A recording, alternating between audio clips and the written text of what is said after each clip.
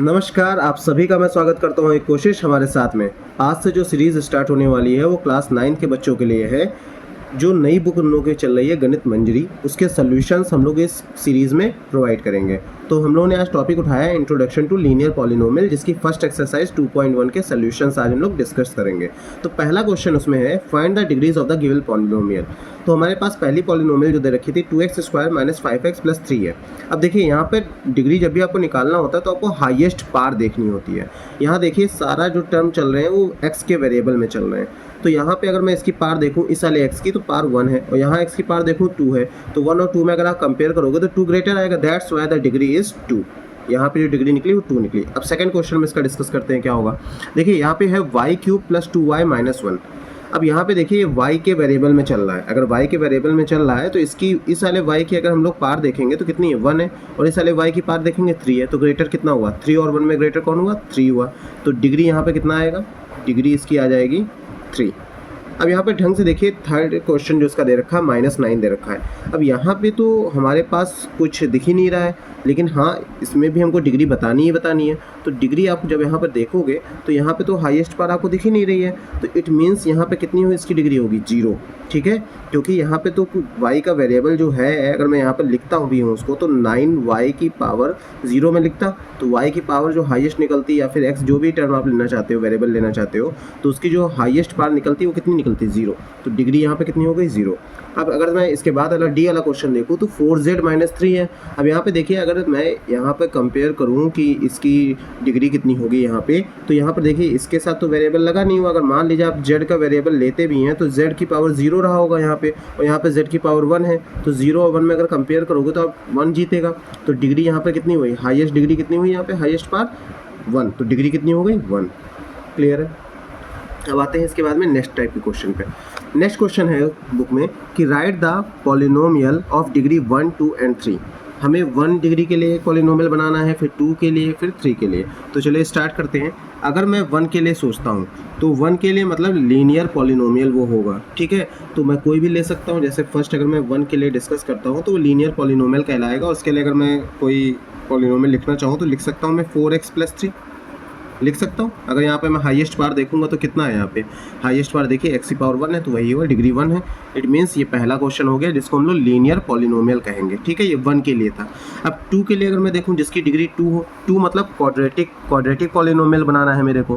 Quadratic polynomial बनाने के लिए मैं क्या कर सकता हूँ, मैंने ले लिया 2x की पावर कितनी होनी चाहिए 2 होनी चाहिए, प्लस 4x + 3 ले लिया। कुछ भी बना सकते हैं आप इस टाइप का। अब यहाँ पे जब मैंने देखा तो यहाँ पे देखिए हाईएस्ट पार कितनी निकल रही है, x की हाईएस्ट पार 2 निकल रही है। तो डिग्री यहाँ इसकी कितनी हो गई 2 हो गई। तो डिग्री 2 का पॉलिनोमियल ये हो गया। अब डिग्री 3 के लिए जब बनाएंगे तो उसे क्यूबिक पॉलिनोमियल कहते हैं।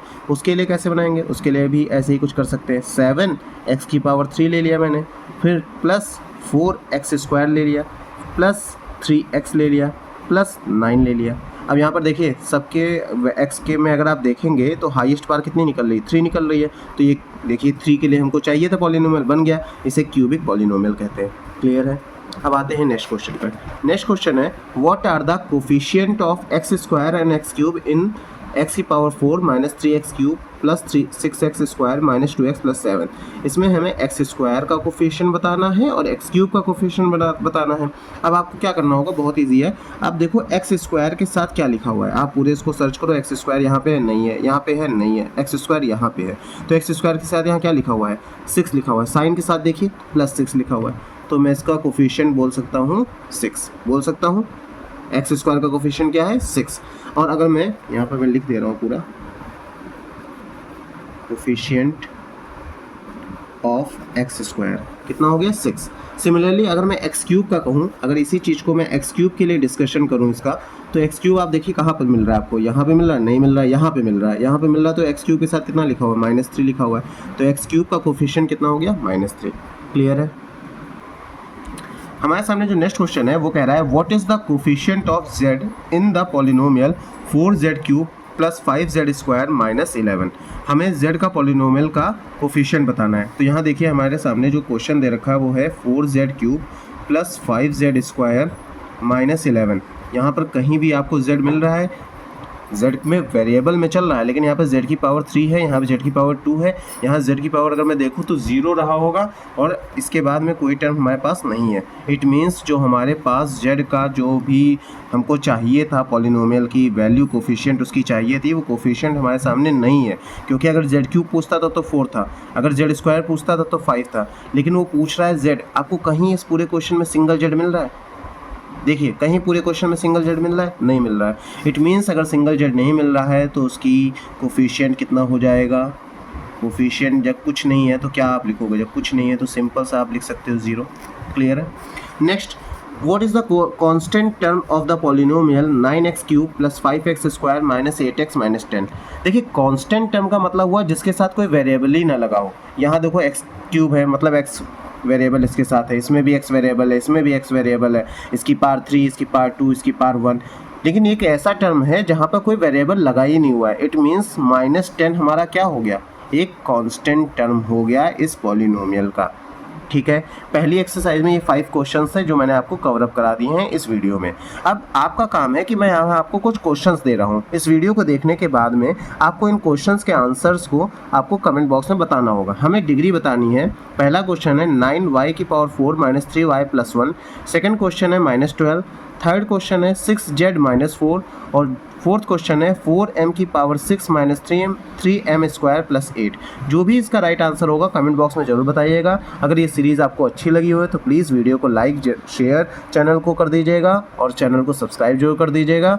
और एक चीज़ और, ये मेहनत केवल और केवल आपके लिए की जा रही है। आपको हर एक कंटेंट प्रोवाइड करा जा रहा है ताकि आप हर टाइप के क्वेश्चंस को कवर अप कर सकें।